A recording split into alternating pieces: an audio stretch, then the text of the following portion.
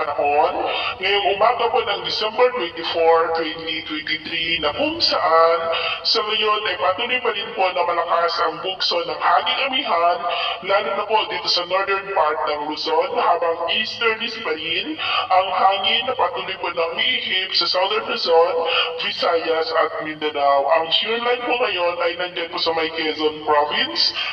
Pero manipis lamang po ito. At sa ating long range forecast ay wala naman pong bagyo na nakikita na banta dito sa ating bansa hanggang po sa matapos ang bagong taon ay storm free po tayo. At sa lagay ng ating panahon, ngayong madaling araw ay maayos pa rin ang panahon sa malaking bahagi ng ating bansa.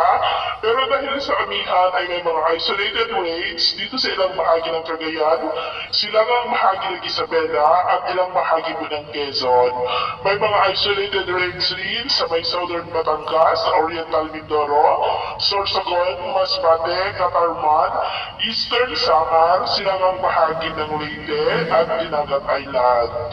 At mamaya po ay sisikat pa rin ang araw sa malaking bahagi ng ating bansa pero may dansa pa rin ng maulap na kalangitan with isolated rains dito po sa ilang bahagi pa rin ng Cagayan, Apayao, Isabela, ilang bahagi na lamang po ng Quezon, Cataratan, Duanes, Sorsogon, Calapan City, Masbate, Aklan, Capiz, Eastern part ng Leyte, Northern Samar, Eastern Samar at Dinagat Island. At mamayang hapon, mas maraming lugar na muli dito sa ating bansa makakaranas po ng maulap na kalangitan with isolated rains.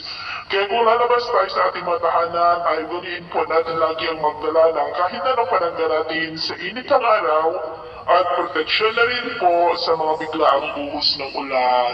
At sa atin naman po mga baybayin, dahil po sa malakas na amihan ay matataas pa rin ang mga alon sa buong seaboard po ng Luzon, seaboard ng northern at eastern Samar hanggang po dyan sa seaboard ng Silangan ng Mindanao. Dahil ang mga alon po ay posibleng aabot hanggang po sa 3.5 to 5 meters height.